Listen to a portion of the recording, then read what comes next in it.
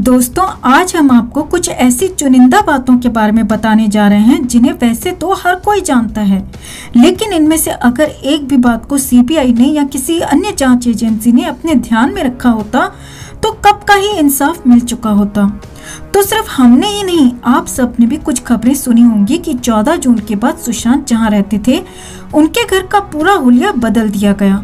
और ये पहली बार नहीं है कि ऐसी खबरें हमें सुनने को मिली हैं, बल्कि सुशांत के घर में अभी भी एक्टिविटीज दबाकर की जा रही हैं दोस्तों। लेकिन सबसे बड़ा सवाल तो ये खड़ा हो रहा है कि अब करीब 175 दिनों के बाद भी वो कौन लोग हैं जो सुशांत के घर के अंदर आसानी से घुसकर अदल बदल किए जा रहे हैं, एक्टिविटीज लगातार कर रहे हैं। आपको बता दें कि सुशांत के फ्लैट को अंदर से 2 से 3 बार पेंट किया जा चुका है। सुशांत का वो बेड भी अब चेंज कर दिया गया है। आप सबको याद होगा दोस्तों, जब 13-14 जून के दिन सुशांत को खामोश कर दिया गया था तो सुशांत का जो बेड था जिस पर सुशांत को लिटाकर रखा गया था वो काफी ऊंचा था। और उस समय भी ये बातें निकलकर सामने आ रही थी कि सुशांत के बेड और उनके फैन के बीच की दूरी इतनी ज्यादा नहीं थी कि कोई सुशांत के जितना लंबा इंसान वहां लटक सके। और तो और ये भी खुलासे हुए थे कि उनके रूम में किसी प्रकार का कोई स्टूल भी मौजूद नहीं था। बावजूद इसके ये कैसे क्लेम कर दिया गया कि सुशांत खुद ब खुद लटक गए, जबकि सुशांत को उस वक्त लटके हुए किसी ने भी नहीं देखा था। सुशांत की एक नहीं बल्कि ढेर सारी फोटोज वायरल हुई थीं, लेकिन उनमें से एक भी ऐसी फोटो या वीडियो सामने नहीं आई आज तक जिससे ये साबित हो जाए कि सुशांत उस पंखे के जरिए लटके हुए थे। लटकने की बात सिर्फ उन लोगों ने कही जो सुशांत के साथ रहते थे, जिन्हें सबसे ज्यादा शक की निगाहों से सीबीआई को देखना चाहिए था। और जिस ताले वाले को बुलाया गया था उसने भी ऐसा कोई भी दृश्य अपनी आंखों से नहीं देखा था दोस्तों। और तो और सुशांत के घर के अंदर के सामानों को चेंज करना, उनके रूम को बार बार पेंट करना, इसका मकसद हम आम लोग क्या समझें?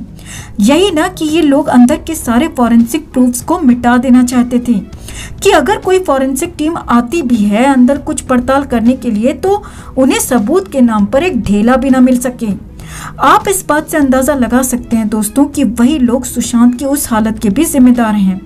वो लोग अभी भी छोटी से छोटी चीजों पर अपनी पैनी नजर गड़ाए बैठे हुए हैं और सबसे दुख की बात है कि अभी तक बेखौफ आजाद घूम रहे हैं।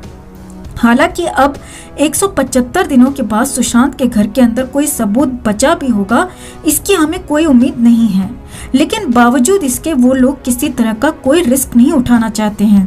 सीबीआई को सुशांत का केस लगभग 2 महीने के बाद हैंडओवर हुआ था और तब तक ऑलमोस्ट सारे सबूत मिटा दिए गए थे और उस वक्त भी सुशांत के रूम के अंदर का बेड और सारा सामान चेंज कर दिया गया था और तो और उस रूम को पेंट भी कर दिया गया था।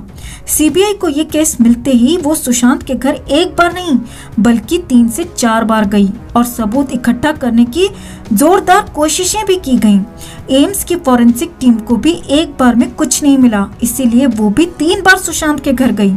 लेकिन प्रॉब्लम ये तो है ही नहीं दोस्तों, प्रॉब्लम तो ये है कि इन एजेंसीज की आखिर वो कौन सी मजबूरी रही कि सुशांत के घर को किसी ने एक बार भी सील करने की कोशिश तक नहीं की।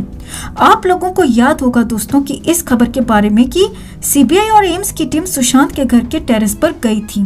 और इसके अलावा आप लोगों ने एडवोकेट विवेकानंद गुप्ता के बारे में तो सुना ही होगा, जिन्होंने अभी हाल ही में ये बताया था कि उनके पास एक ऐसा सबूत या कहें एक ऐसा विटनेस है जिससे ये साबित हो जाएगा कि सुशांत के साथ जो कुछ भी हुआ उसकी सारी शुरुआत उनकी छत पर से ही हुई थी। और उन्होंने अपने वो सारे स्टेटमेंट सीबीआई के पास रिकॉर्ड भी करवा दिए हैं। लेकिन इतना कुछ होने के बाद भी सीबीआई ने ये नहीं सोचा कि छत को एक बार सील करके उसमें लोगों के आने जाने पर रेस्ट्रिक्शन लगाई जाए। हमारी और आपकी नॉलेज में ये एक ऐसा इकलौता केस है दोस्तों जिसमें घटना स्थल को इतने दिनों में एक बार भी सील नहीं किया गया। और ये अपने आप में बहुत ही ज्यादा चौंकाने वाली बात है, क्योंकि अगर जब भी ऐसा कोई केस सामने आता है और अगर उस केस की जांच प्रोसेस में चल रही होती है तब तक उस घटना स्थल को सील करके रखना होता है। और हमारे देश का कानून भी हमें यही बताता है कि जो भी जांच एजेंसी उस केस की जांच कर रही होती है उसे कभी भी उस घटना स्थल का मुआयना करने की जरूरत पड़ सकती है। लेकिन अगर जांच एजेंसी को वो सारे सबूत मिल चुके होंगे और उन्हें लगता है कि अब घटना स्थल को सील करने की कोई जरूरत नहीं है, तो सिर्फ इसी सीन में वो घटना स्थल को ओपन छोड़ सकते हैं। आशा करते हैं कि सुशांत के घर से सीबीआई को जो कुछ भी चाहिए होगा वो उन्हें अब तक मिल चुका होगा। लेकिन अगर सीबीआई को सारे सबूत मिल चुके होते तो क्यों सीबीआई समय समय पर अभी भी सुशांत के घर जाती, और बार बार सुशांत के घर जाना यही दर्शाता है कि घटना स्थल की जरूरत सीबीआई को अभी भी है। और अभी तक 175 दिन बीत जाने के बाद भी एविडेंसेस पूरी तरह से कलेक्ट नहीं हो पाए हैं। और यही कुछ ऐसे डॉट्स हैं दोस्तों जो कि सुशांत के केस में अभी तक अधूरे छूटे हुए हैं। और तो और सबसे जरूरी बात यह है कि सुशांत के नौकरों के अनुसार 14 जून की सुबह सुशांत ने जूस पिया था। तो वो जूस का गिलास किधर है भाई? वो सीबीआई को हैंडओवर क्यों नहीं किया गया अब तक? और क्यों किसी एजेंसी के अधिकारी ने उस गिलास के बारे में कोई जिक्र नहीं किया और न ही उस गिलास को जब्त करने की कोई कोशिश की? हाँ, ये खबर जरूर आई थी कि इस गिलास को फॉरेंसिक जांच के लिए भेज दिया गया है, लेकिन दोस्तों वो खबरें पूरी तरह से बकवास और फेक निकली। जबकि रियलिटी तो ये है कि किसी भी एजेंसी ने उस गिलास पर कभी ध्यान ही नहीं दिया था। इसके अलावा सुशांत की पीएम रिपोर्ट में उनके जाने का समय नहीं लिखा हुआ था। तो इतने बड़े घपले का जिम्मेदार आखिर कौन है? क्यों पीएम करने वाले डॉक्टरों ने इतनी बड़ी लापरवाही की? और अगर ये सिर्फ एक छोटी सी गलती थी तो उस गलती को बाद में क्यों सुधारा नहीं गया? जबकि सबको पता था कि सुशांत का केस एक हाई प्रोफाइल केस है और वो एक बहुत बड़े स्टार हैं। तो ऐसे केस में गलती की कोई गुंजाइश होनी ही नहीं चाहिए थी। और सीबीआई की टीम ने अब तक क्यों उन डॉक्टर्स की टीम को रिमांड में नहीं लिया? कहाँ है वो डॉक्टर्स आज की डेट में? क्या वो असल में कोई डॉक्टर हैं भी या नहीं? क्या पीएम रिपोर्ट भी पूरी तरह से फर्जी थी? इसकी जांच किसके कंधों पर है? और जिनके कंधों पर यह जिम्मेदारी है, क्या वो लोग अपनी जिम्मेदारी को सीरियसली ले भी रहे हैं या नहीं? ये बहुत बड़ा सवाल बन चुका है दोस्तों।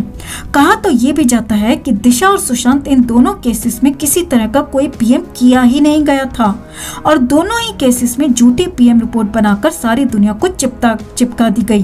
तो इन सभी बातों को ध्यान पूर्वक सुनने और समझने के बाद क्या लगता है आपको? आपके इस पर जो भी विचार हैं हमें कमेंट में जरूर बताएं और सुशांत के इंसाफ की मुहिम में हमारी ताकत बनने के लिए हमारे चैनल के साथ जरूर जुड़ें। हर अपडेट के लिए बने रहें हमारे साथ, क्योंकि आप हैं तो हम हैं।